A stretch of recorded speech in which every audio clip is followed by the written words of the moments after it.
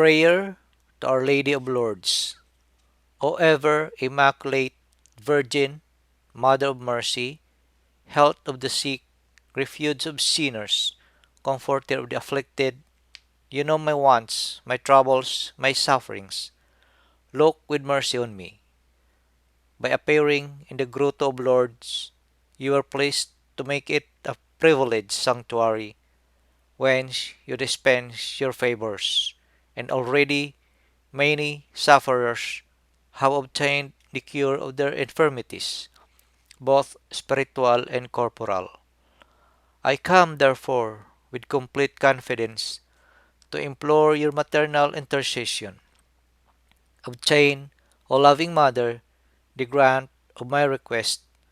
Through gratitude for your favors, I will endeavor to imitate your virtues, that I may one day share your glory.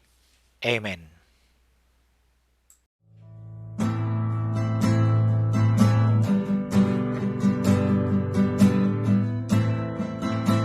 Sing hallelujah to the Lord, and sing hallelujah to the Lord,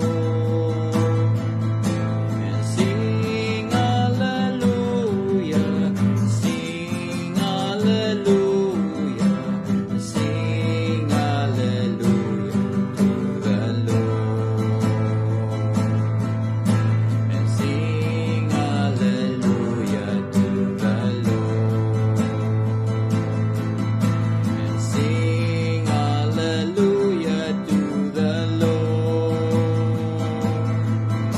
And sing hallelujah, sing hallelujah, sing hallelujah to the Lord.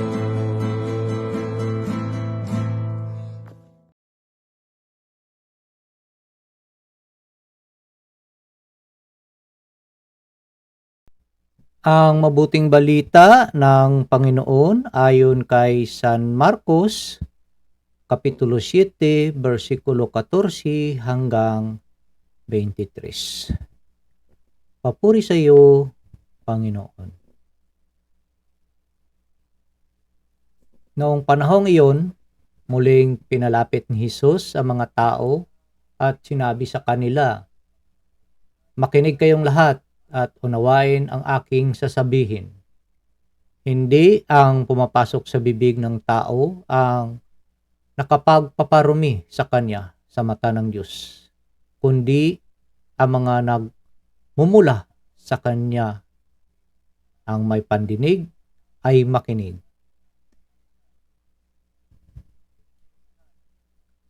Iniwan ni Jesus ang mga tao at nang makapasok na sa bahay, siya ay tinanong ng kanyang mga alagad tungkol sa talinghaga.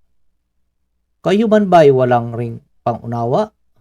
Tugon Jesus, "Hindi ba ninyo alam na hindi nakapagpaparumi sa tao ang kinakain niya, sapagkat hindi naman pumapasok iyon sa kanyang puso kundi sa tiyan, at pagkatapos ay idudumi?" Sa pagsasabi nito'y para ng ipinahayag ni Jesus na maaring kainin ang lahat ng pagkain. Nagpatuloy siya sa pagsasalita. Ang lumalabas mula sa tao ang nagpaparumi sa kanya sa mata ng Diyos, sapagkat sa loob, sa puso ng tao, nagmumula ang masasamang isipang nag-uudyok sa kanya na makiapid, magnakaw, pumatay, mangalunya, mag-imbot, at gumawa ng lahat ng kabuktutan, tulad ng pagdaraya, kahalayan, pagkainggit, paninirang puri, kapalaluan, at kahangalan. Ang lahat ng ito'y nanggagaling sa puso ng tao at siyang nagpaparumi sa kanya. Ang mabuting balita ng Panginoon. Pinupuri ka namin, Panginoong Hesus Kristo. Isang mapagpalang Miyerkules po sa ating lahat. today is first Wednesday of the month, February 7, 2024. Una-una po sa lahat, ako po ay nagpapasalamat sa ating poong may kapal sa grasyang pinagkaloob niya po sa atin ngayon na makapagbahagi ng kanyang mabuting balita. At ako po ay nagpapasalamat sa lahat natin ng mga masugid na mga taga-subaybay, sa lahat ng ating mga supporters, sa lahat ng mga bago nating subscribers, sa lahat ng subscribers. Marami pong salamat sa inyo. Magbibigay ako ng aking munting reflection din sa ating gospel, no, sa araw na ito. But bago po ako dumiretso dyan, ako po ay nag-aanyaya sa NPO na today is first Wednesday. So madaling araw sa Pilipinas, so we have more time to go to church, no, today. So ano ngayon, devotion kung meron kayo sa ating mahal na ina ng laging saklolo, to our mother perpetual help, no.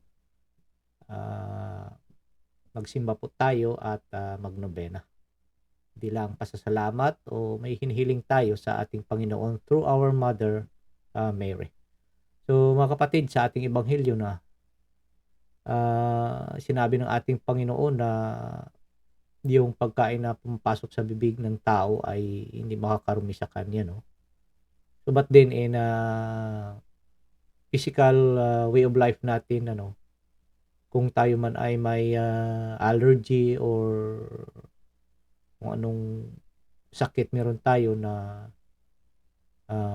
ang pagkain ito ay sasanhi ng paglala ng ating sakit, so that's another way, no. But ang tinutukoy ng ating Panginoon dito that yung kasamaan, no, yung pagkain hindi makakasama sa atin. Physically, sasama lang yan kung masubrahan tayo sa pagkain. Yun lang, no? But in terms sa ating kaluluwa, no, sa ating buhay spiritual, yung dinidiinan dito ng ating Panginoon, tama si Pisma Jovan, no? At Pisma Rex, ang binasa niya sa about the words of our Father, yung galing, no, sa ating mga puso, no, na ay sometimes, you know, makakarinig ka na parang pag narinig mo, no, pagpasok ng tinga mo diretso sa puso mo rin eh. Ang hapdi, no? I don't know kung na-experience niyo yan, ang hapdi. So lalo-lalo na ba yung minsan na wala kang kaalam-alam o wala kang ka-idea-idea, no, ng mga pinagsasabi. Ayun, pagpasok dun sa tinga mo, diretso sa puso mo, maramdaman mo yung sakit, and then ang tendency noon, no, I don't know sa inyo pag kung na-experience yun, yung bang aakyat yan sa isip mo. So ilalabas mo rin, di ba? Ibang kung ano sinabi sa iyo, gaganti ka rin. So di lumabas na yung masamang bagay, no, from within, no, from your heart. So dapat tayo marunong mag-control dito, no, na yung ating damdamin ba, no, yung self-control natin. So dito in-emphasize lang talaga ng ating Panginoon na ibang wag tayong magbitaw ng kung anong mga masasakit na salita sa ating kapwa, dahil ito po'y talagang makakapag bigay ng pagkakasala sa ating sarili, no? At yung mga ginagawa ba natin, ano, na ibang binanggit sa ating ebanghelyo, yung lahat na yun, no, yun ang mga bagay na dapat nating iwasan, no, na within our actions, no, from our heart na nag-uudyok sa ating isip na gawin ito, yun ang dapat nating labanan. Tama yung sabi ni Pisma Jovan that sa narinig niyang homily na sometimes, no, makakapag isip tayo ng sometimes hindi maganda ba, but pigilan natin yung pag-iisip na yun na hindi natin mailabas, dahil pag nailabas na natin yan, doon na tayo magkakasala. So ultimately wala ka ng ano doon, hindi ka na makaiwas doon dahil nabitawan mo na eh.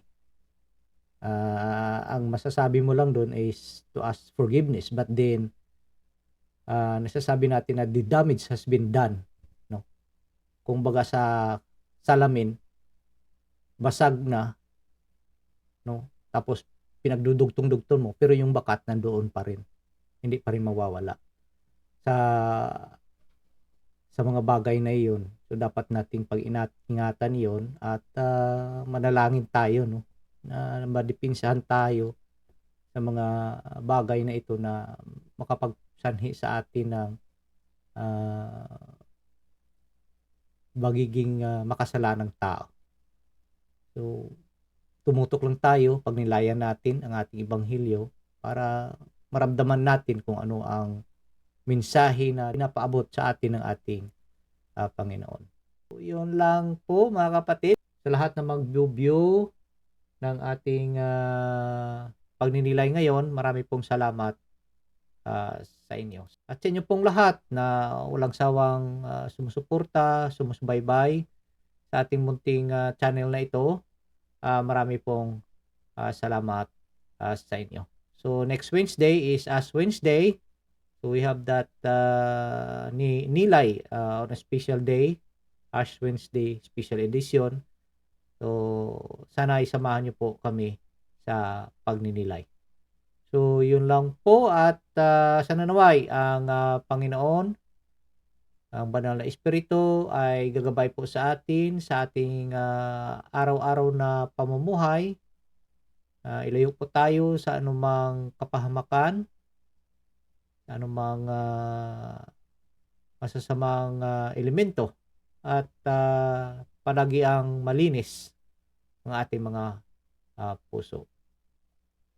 Marami pong salamat at God bless us all. Manalangin po tayo. Sa ngalan ng Ama, ng Anak, ng Diyos, Espiritu Santo. Amen. Spirit of wisdom and understanding, enlighten our minds to perceive the mysteries of the universe in relation to eternity. Spirit of right judgment and courage, guide us and make us firm in our baptismal decision to follow Jesus' way of love. Spirit of knowledge and reverence, help us to see the lasting value of justice and mercy in our everyday dealings with one another. May we respect life as we work to solve problems of family and nation, economy and ecology. Spirit of God, spark our faith, hope, and love into new action each day. Fill our lives with wonder and awe by your presence, which penetrates all creation. Amen. Sa ngalan ng Ama, ng Anak, ng Diyos, Espiritu Santo. Amen.